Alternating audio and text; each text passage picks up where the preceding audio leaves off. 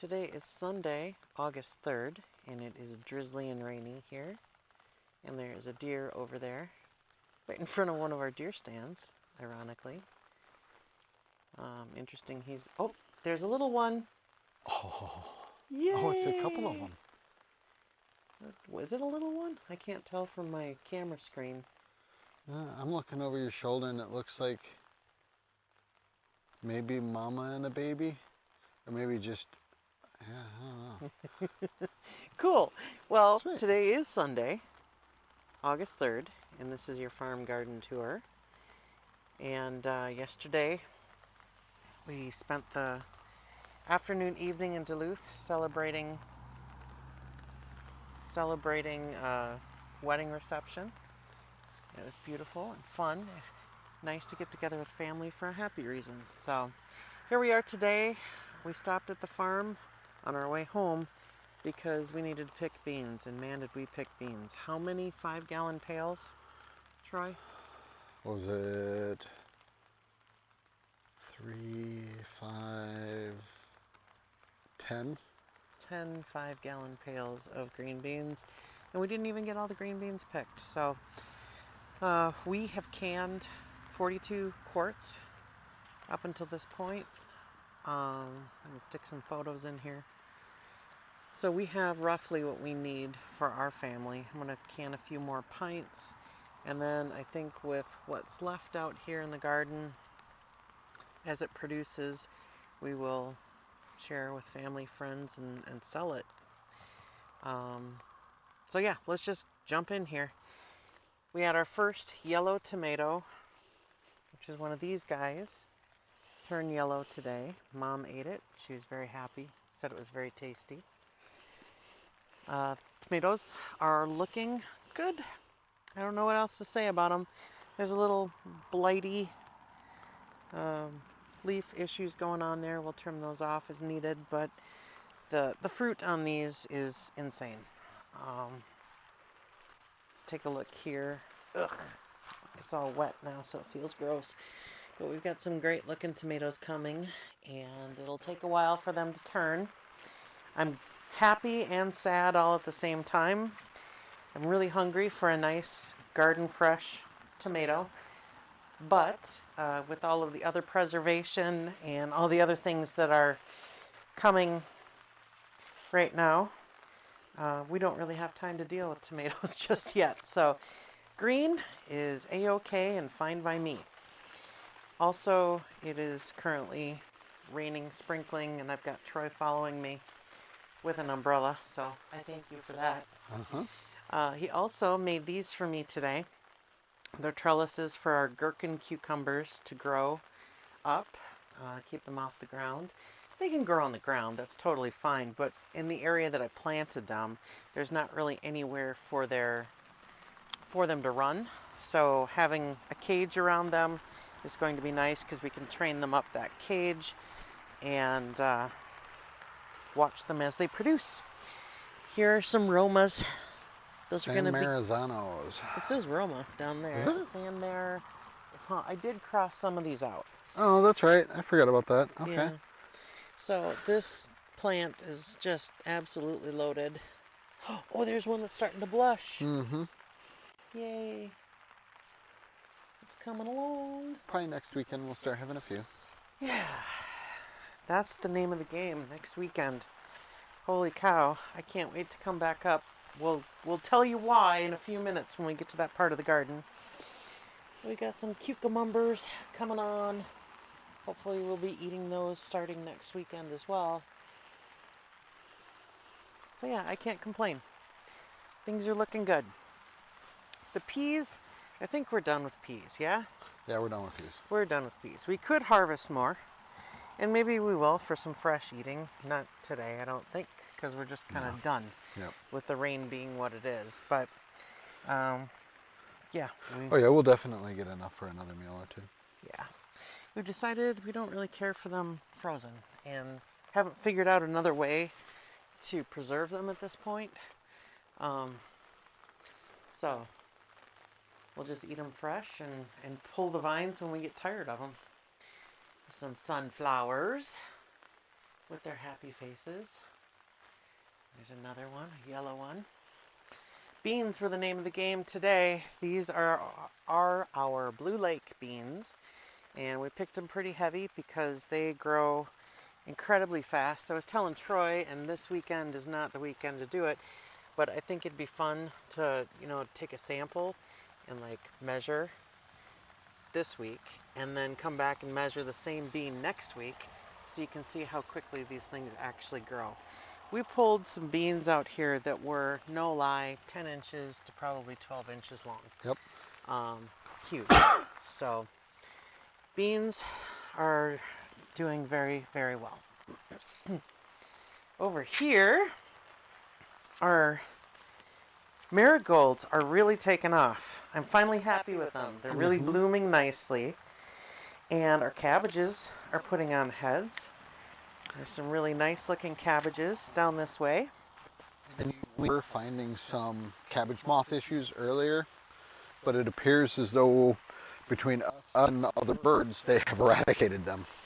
Which is awesome. If they can be taken care of naturally.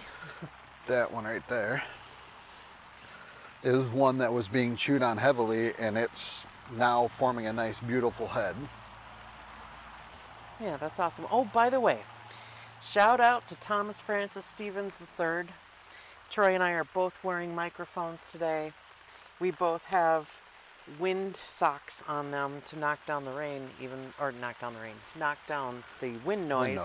So cheers to you, TFS. Hope this sounds better for you and you don't have to sit there with the remote in your hand, turning us up and turning us down. Here's another volunteer sunflower. Yeah, he's not in an ideal location, but you know what? That's where he wanted to grow, so be it. Brussels sprouts are putting on Brussels. They're still a long ways away. It's going to be end of August into September before anything's ready to harvest off of those. Our megaton cabbages had some pressure from the white butterflies as well. You can see that they're chewed, but look, this is starting to form a really nice head. And that one was the worst. Yeah, this one is the worst. And so. Oh yeah. Nice and firm. There's a nice head in there. Okay. So. The other fun part about this weekend is that the zinnias started to bloom. And by next weekend, we should have a ton of those. I was telling my mom that I was reading about zinnias that the bloom production is stimulated by cutting the blooms. So I'm like, hey, if you want to pick a new bouquet every week, do it, because that's just going to encourage the zinnias to continue to bloom. And there's the celery. Yeah, I'm thinking we may need to turn the water up on them. Mm-hmm. We did get a harvest off of both zucchini plants this weekend. I took a photo of what was harvested, so I will insert that. But there's no lack of blooms here, so there will be more zucchini coming. This is called a gray zucchini. And this one over here is a yellow zucchini. Wonder how it got its name.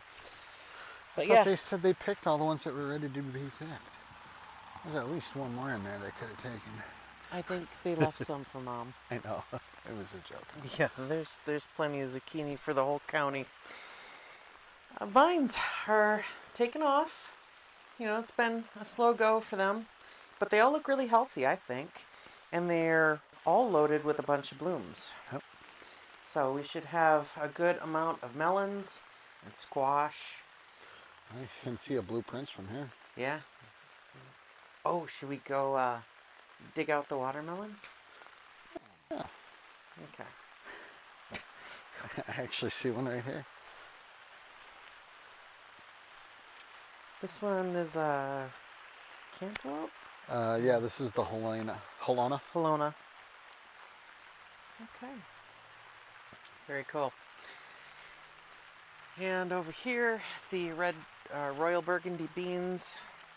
They got picked again today. I think next weekend, since we're kind of over the beans, we'll do a final pick and then probably just pull the plants for two reasons. You brought it up earlier. Well, the one is The Royal Burgundy, the first year we grew them, they were great. They were a wonderful bean. Last year they were okay. This year they're super stringy. Don't know what's different with them. Don't know if it's just a different seed, different variety that we ended up getting, but when they get even close to being full size, they get really nasty strings and they start getting hollow inside even before they're setting their, getting the big bean inside. So, and then the other aspect of it too is if we're done with the green beans, then our brassicas now can breathe better. Yeah. And they're going to get a lot more sunlight on them, and it's going to allow not only the brassicas but also the marigolds to be able to really grow. Yep. And should allow our carrots down the middle there. Yeah, the carrots look really good, I think. Thanks to your mother, because she's the one who weeded that row. Yep. So these started as a tape. The seeds were inside of kind of what looks like a one-ply toilet paper strip. And you put them down and they sprout from there. So I would call that successful. We'll see how they mature and what they look like when the time comes, but I'm pretty happy with the carrots this year. Looks like a Cabbage Patch Doll's going to come out of that one. It does. That looks like almost the perfect cabbage, doesn't it? Then we got broccoli. Some has been harvested already. A lot of pressure on these guys too from the cabbage moths. You can see how they've chewed up the foliage there. Yeah, but again, I'm not finding worms anywhere. Yeah. That's a good thing. All right, so there's more of the same down there. I feel like we just need to jump to the corn. Okay. Because, yeah. So the corn is pretty exciting. We took a measurement over there. How many feet tall? 11. 11 feet tall. And that is one of the tallest ones out there that has tassels sticking out. And there are cobs. If there's tassels on it, I've checked all of them, and there's cobs starting. I think these guys are ready. I know. I wish the birds are already on them. So we'll have to see. They're going to be gone by the weekend. Think By next so? weekend, yeah. The birds are in them right now. Okay. We should be harvesting them today. Oh, well. Yeah. There's always next year. There's always next year. Those trees have been there for a long time. Yeah. Okay, so we're going to take a traipse out into the middle. Okie doke. There's actually a path right over there. Do you where want we've to been lead? going in and out. Sure. Okay. Well, I have your... That's... What? I don't know what I just went to grab the umbrella and it collapsed. Oh! Yeah, that was my fault. Sorry. Oh, no. You got to reload it all the way. Okay, there we go. All right. Here, there. You can take that. I'll lead the way. And I'm following you? We could probably just stop right here. If you feel, right about there, you feel it drop back in. And then if I peel that back, it's going to be, that's where the bigger kernels will have stopped. Yeah. So, the other thing too is, you can see my silk is dry, but it's still really wet here right at the peak. So, It's not quite. talking with your mom, she is the one who has the most experience in this, and she said we got to wait until those dry into the cob. But you look, we've got some really nice. I do have a photo of a Nice cob ears. that she picked a couple of days ago, and I'll slide that photo in here. It was a beautiful cob itself. It just needed to mature a little bit more. I've got a mosquito biting my cheek. Can you smack it? Oh, Thank you. you're welcome. All right, so corn is a coming. This stuff, is it tasseling in the middle? This is the No, this one can't tassel anytime soon. Okay. I need it to wait another probably 2 weeks before it starts to tassel. Okay. Because when, and I see one out there. Yeah, well, We'll see what happens. We'll see what happens. And Mark, for you, the Bodacious is coming. We might get some, I can see some ears out there. Yeah, this one will probably get 2 dozen, maybe 3 dozen out of there. The Super Sweet will get a lot.